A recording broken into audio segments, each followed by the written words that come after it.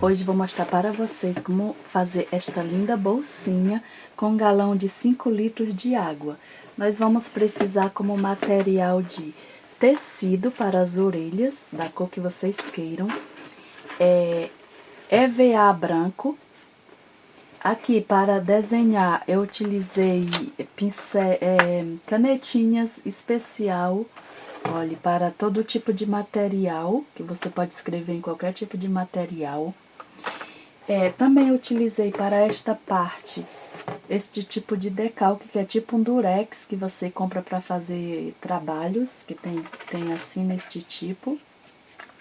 Também utilizei cola universal, que é para colar o EVA, colar o pompom.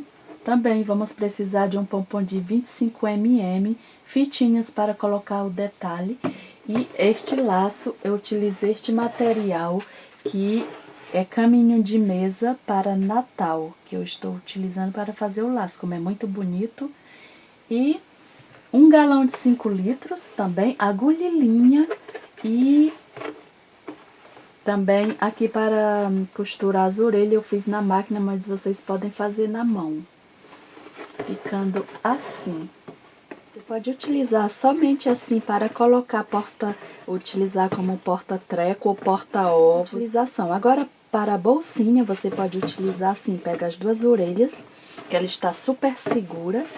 Aí você dá um nozinho assim, dá 2 nós, só dei um aqui, mas fica assim.